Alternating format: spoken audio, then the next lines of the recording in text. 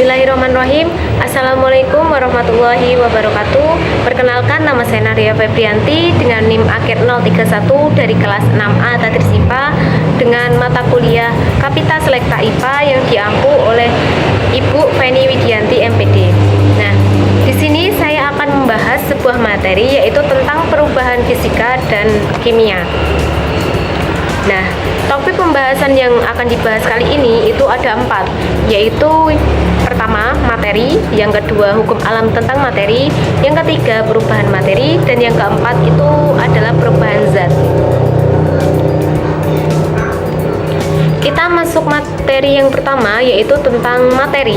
Apa yang kamu ketahui tentang materi?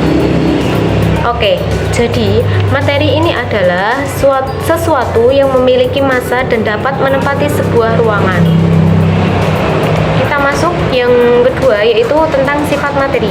Jadi sifat materi ini itu ada 2. Yang pertama adalah sifat ekstensif dan yang kedua itu adalah sifat intensif. Jadi apa itu sifat ekstensif? Sifat ini adalah sifat materi yang bergantung pada jumlah, pada ukuran zat. Contohnya kayak massa, volume, dan lain-lain. Nah, yang kedua itu adalah sifat intensif, yaitu sifat materi yang tidak bergantung pada jumlah dan ukuran zat. Contohnya itu menyublim, mencair, membeku, dan lain-lain. Nah, pada sifat intensif ini dibagi menjadi 2. Yang pertama itu adalah sifat fisika, di mana ciri khas suatu zat yang diamati itu tanpa mengubah zat penyusunnya. Kemudian sifat kimia itu ciri-cirinya suatu zat yang berhubungan dan dapat membentuk zat baru. Nah, kemudian kita masuk sifat fisika dan ciri-cirinya. Yang pertama itu wujud zat. Jadi zat itu kan ada padat, gas, dan cair. Di tabel ini dijelaskan bahwa perbedaan antara padat, gas, dan cair. Kita masuk yang selanjutnya, yaitu sifat fisika dan ciri-cirinya. Yang pertama itu wujud zat. Jadi zat itu kan dibagi menjadi 3. Ada padat, gas, dan cair. Di sini telah dibedakan dalam tabel, dijelaskan bahwa pada benda padat itu mempunyai bentuk dan volume tetap, sedangkan pada gas ini mempunyai volume tertentu tetapi tidak mempunyai bentuk yang tetap, bergantung pada media yang digunakan. Sedangkan pada zat cair ini adalah tidak mempunyai volume dan bentuk yang tertentu. Kemudian jarak antar partikel zat padat ini sangat rapat. Kemudian pada gas, jarak antar partikel gas sangat renggang. Pada zat cair, jaraknya itu lebih renggang. Nah, partikel-partikel zat padat tidak dapat bergerak bebas. Partikel-partikel zat cair dapat bergerak bebas namun terbatas. Nah, partikel-partikel gas dapat bergerak bebas.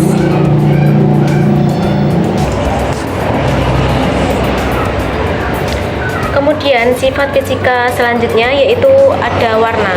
Jadi warna ini merupakan sifat fisika yang dapat kamu amati secara langsung, yang membedakan zat satu dengan lainnya. Contohnya itu susu dengan arang, kan sangat beda ya, warna putih dan warna hitam. Nah, kemudian kelarutan. Jadi kelarutan ini merupakan suatu zat dalam pelarut tertentu. Contohnya itu adalah garam yang dapat larut dengan air. Kemudian daya hantar listrik. Jadi daya hantar listrik dalam suatu zat dapat diamati dari gejala yang ditimbulkan.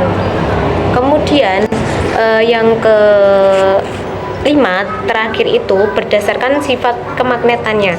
Jadi berdasarkan sifat kemagnetannya itu dibagi menjadi 2. Yang pertama itu benda yang dapat ditarik oleh magnet dan dapat menghantarkan listrik, dan benda yang tidak dapat ditarik oleh magnet.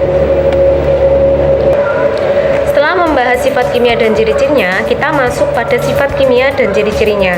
Di sini dibagi 4. Yang pertama itu mudah terbakar. Jadi kalian pernah melihat bahwa adanya larangan merokok itu adalah bertujuan untuk mengingatkan pada konsumen tentang bahayanya zat yang mudah terbakar. Contohnya adalah bensin, solar, dan lain-lain. Nah, kemudian yang selanjutnya itu busuk dan asam. Jadi, reaksi pada kimia itu dapat didapatkan dalam makanan dan minuman itu dapat merubah makanan menjadi busuk dan berubah rasa menjadi masam. Yang ketiga itu berkarat. Jadi reaksi antara logam dan oksigen dan air itu akan menyebabkan berkarat, sehingga mudah berkaratnya ini adalah mengakibatkan benda tersebut berkarat. Nah, kemudian yang selanjutnya itu mudah meledak dan beracun. Kita ketahui zat kimia itu memiliki resensif pada hal-hal tertentu. Jadi sifat kimia ini juga beracun untuk beberapa reaksi kimia. Kemudian yang kedua kita akan membahas tentang hukum alam dan tentang materi. Nah, di sini disebutkan pada ayat Al-Furqan ayat 2 yang berbunyi alladzi lahu mulkus samawati wal ardi wa lam yattakhidh waladan wa lam yakul lahu syarikun fil mulki wa khalaqa kulli syai'in faqaddarahu taqdira. Nah, artinya yang memiliki kerajaan langit dan bumi tidak mempunyai anak, tidak ada sekutu baginya dalam kekuasaannya, dan dia menciptakan segala sesuatu lalu menetapkan ukuran dengan tepat. Nah, maksud dari ayat tersini adalah hukum alam. Jadi seperti air selalu menempati tempat yang rendah, air selalu mengalir dari tempat yang lebih tinggi ke yang lebih rendah. Nah, kemudian sifat yang selanjutnya itu adalah panas selalu mengalir dari temperatur yang tinggi ke temperatur yang lebih rendah. Sehingga selanjutnya pada ayat ini juga dijelaskan tentang ketetapan api itu bersifat membakar. Kemudian contoh lainnya adalah tentang materi yang kita jelaskan tadi. Nah, ayat yang selanjutnya kita dapatkan dari Al-An'am ayat 115 yang berbunyi wa tammat kalimatu rabbika shadaqan wa adala la mubaddila li kalimatihi wa huwas samiul alim, yang artinya dan telah sempurna firman Tuhanmu atau Al-Quran sebagai kalimat yang adil dan benar. Nah, jadi di ayat ini itu tentang dari dulu air itu mengalir spontan dari tempat yang lebih tinggi ke yang rendah. Jadi bensin, kertas, kayu yang mudah terbakar dan menghasilkan produk CO2, sedangkan besi, tembaga, emas, sukar terbakar. Oleh karenanya sifat yang objektif, sifat yang tetap, manusia dapat mengikuti dan mempelajari hukum alam dalam ayat kauniyahnya dan lahirlah sains. Jadi ayat ini merupakan salah satu bentuk integrasi dari materi, perubahan fisika dan kimia. Kita masuk pada materi yang ketiga, yaitu tentang perubahan materi. Nah, perubahan materi. Jadi kita masuk ke pengertiannya terlebih dahulu. Perubahan materi adalah perubahan benda-benda yang memiliki langsung, yang diamati dengan langsung, namun ada juga yang memerlukan waktu lama. Nah, perubahan materi ini dibagi menjadi dua. Yang pertama itu perubahan fisika. Jadi perubahan fisika itu dimana perubahan zat yang tidak disertai terbentuknya zat baru. Contohnya air yang dipanaskan kemudian menguap, kemudian membeku dan menyublim dan melarut. Kemudian yang kedua itu adalah perubahan fisika. Jadi perubahan fisika ini adalah perubahan zat yang dapat menghasilkan zat baru. Contohnya saat kita melakukan pembakaran pada kayu atau pada proses perkaratan besi, atau yang seperti digambar yaitu proses membusuknya apel.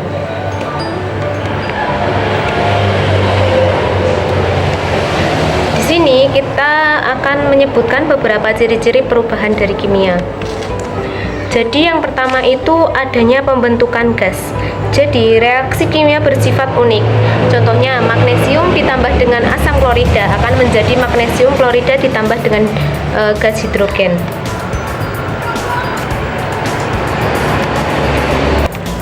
Nah, kemudian ciri-ciri yang selanjutnya itu pembentukan endapan. Jadi, pada reaksi pengendapan ini adalah reaksi yang menghasilkan suatu senyawa yang berbentuk padat tanpa padatan ini tidak bisa dicairkan. Nah, contohnya itu barium klorida ditambah dengan natrium sulfat itu akan menjadi barium sulfat dan natrium klorida. Kemudian ada perubahan warna. Jadi perubahan warna ini terjadi ketika suatu reaksi berlangsung. Nah, reaksi antara tembaga sulfat dengan air, warna tembaga adalah putih. Jika ditambahkan udara, warnanya akan berubah menjadi biru. Hal ini dapat diamati dengan mata telanjang. Kemudian yang terakhir itu adalah perubahan suhu. Jadi reaksi kimia disertai perubahan energi. Salah satu bentuk energi yang menyertai reaksi yaitu adalah energi panas. Nah, kemudian kita akan membahas perbedaan dari perubahan fisika dan kimia. Jadi yang pertama, perubahan fisika itu tidak terbentuk zat baru, sedangkan perubahan kimia itu terbentuk zat baru. Perubahan fisika memiliki komposisi materi yang tidak berubah. Kemudian pada perubahan kimia itu komposisi materi sebelum dan sesudah reaksi itu mengalami perubahan sehingga terlihat perubahannya. Kemudian yang ketiga itu tidak terjadi pada perubahan fisika, tidak terjadi perubahan warna, rasa, dan tidak terdapat endapan. Sedangkan pada perubahan kimia dalam reaksinya itu ditandai terbentuknya gas, endapan, perubahan suhu, perubahan warna, dan perubahan bau, perubahan rasa. Nah, yang terakhir kita lihat pada tabel terakhir, contoh dari perubahan fisika itu beras menjadi tepung, bola lampu listrik yang menyala, kemudian kayu yang diubah menjadi kursi. Nah, perubahan kimia contohnya itu singkong menjadi tape, kemudian pembakaran kayu, besi berkarat, susu diubah menjadi keju. Nah, kita masuk materi yang terakhir yaitu tentang perubahan zat. Nah, sebenarnya apa sih itu zat? Kata zat ini berasal dari sebuah atau benda.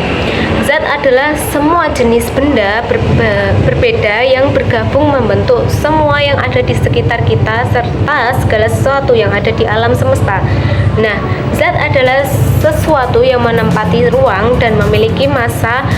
Menurut wujudnya, zat digolongkan menjadi 3, yaitu zat padat, cair, dan gas. Nah, di sini kita akan menyebutkan beberapa macam-macam zat dan sifatnya. Yang pertama itu ada zat padat dan sifatnya. Jadi, benda padat adalah semua benda yang memiliki bentuk tetap. Benda padat merupakan benda yang paling banyak ditemukan di sekitar kita. Contohnya, kita adalah melihat kayu itu adalah sebuah benda padat, besi atau kemudian batu dan lain-lain. Jadi, sifat dari zat padat ini adalah bentuk dan volume benda yang padat selalu tetap, meskipun tempatnya diubah dan disimpan dalam waktu yang lama dan mempunyai berat. Nah, yang kedua itu zat cair dan sifatnya. Dalam kehidupan sehari-hari kita akan memerlukan benda cair atau udara untuk keperluan kita. Seperti kita mandi membutuhkan air, minum juga membutuhkan air. Nah, peranan udara juga sangat penting bagi kita. Contohnya dari zat cair ini adalah air, kecap, sirup, minyak goreng, dan lain-lain. Nah, ciri-ciri dari zat cair dan sifatnya ini memiliki tekanan, kemudian menekan ke segala arah. Bentuk benda cair ini berubah-ubah mengikuti bentuk wadahnya. Permukaan air yang tenang dan selalu datar mengalir dari tempat yang tinggi ke yang rendah. Tentang perubahan fisika dan kimia, seperti yang dijelaskan tadi, perubahan fisika itu adalah perubahan wujud sementara. Artinya setelah benda tersebut berubah menjadi wujud lain, dapat kembali wujud ke semula. Misalnya lilin yang dipanaskan kan menjadi cair, kemudian dia akan ketika dia membeku dengan suhu di udara, Kemudian perubahan kimia. Jadi perubahan kimia ini tidak semua perubahan wujud itu Jadi perubahan kimia ini tidak semua perubahan wujud benda dapat kembali wujud seperti semula. Artinya perubahan wujud tersebut bersifat tetap. Nah, yang terakhir ini kita akan membahas tentang zat, gas, dan sifatnya. Kita lihat di gambar. Jadi ketika proses dari padat menjadi gas itu disebut menyublim, sedangkan gas menjadi padat itu mengkristal. Dari gas kemudian ke cair itu mengembun, dari cair ke gas itu menguap, kemudian dari padat ke cair itu mencair, kemudian dari cair ke padat itu membeku. Kita lihat perubahan di tabel di gambar tersebut. Perubahan ini terus-menerus akan dapat disesuaikan dengan perubahannya. Nah, jadi aplikasi perubahan wujud dalam kehidupan sehari-hari atau kegunaan dari perubahan fisika dan kimia itu kita dapatkan beberapa contoh. Contohnya yang pertama itu pembuatan garam dari air laut. Kita ketahui bahwa pembuatan garam itu sebenarnya dari air laut. Kemudian dijadikan bongkahan garam itu terjadi karena prosesnya perubahan dari mencair menjadi padat. Nah, kemudian pembuatan pengharum ruangan dan kapur barus. Kemudian ada industri susu kaleng, kemudian industri gula, kemudian industri minyak bumi. Nah, kemudian juga hasil fermentasi dari susu sapi yang diolah menjadi yogurt. Kemudian yang terakhir itu pembuatan keterampilan gerabah, yaitu pembuatan gerabah ini menggunakan konsep perubahan cair ke padat, di mana tanah yang sudah dicampur air kemudian sudah menjadi kerangka, dikeringkan maka akan menjadi memadat dan disangrai. Setelah itu ditumbuk untuk mendapatkan tekstur yang lebih lembut hingga nantinya bisa dikonsumsi untuk minuman yang berbentuk zat cair.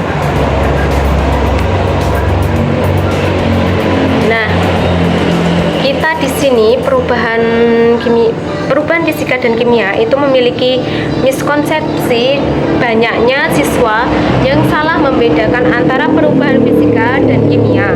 Jadi, bagaimana dengan solusinya? Solusinya adalah untuk menghindari miskonsepsi perbedaan dari perubahan fisika dan kimia itu adalah dengan memberikan praktik secara langsung saat pembelajaran sehingga memudahkan siswa untuk membedakannya. Contoh, perubahan fisika itu kan perubahan yang tidak memunculkan zat baru. Contohnya ketika kayu diubah menjadi kursi, kemudian perubahan fisika itu tadi, kemudian perubahan kimia yaitu dengan kita praktikkan dengan sebuah sayur atau sebuah buah yang didiamkan akan menjadi membusuk begitu. Nah, di sini ada beberapa glosarium bisa dibaca teman-teman. Kemudian saya di sini mengambil dari dua buku. Yang pertama itu adalah Ilmu Pengetahuan Alam untuk SMP kelas 7 dan yang kedua itu tentang Integrasi Keislaman Kapita Selekta IPA. Nah, jadi itu materi dari saya. Kurang lebihnya mohon maaf. Wassalamualaikum warahmatullahi wabarakatuh. Terima kasih.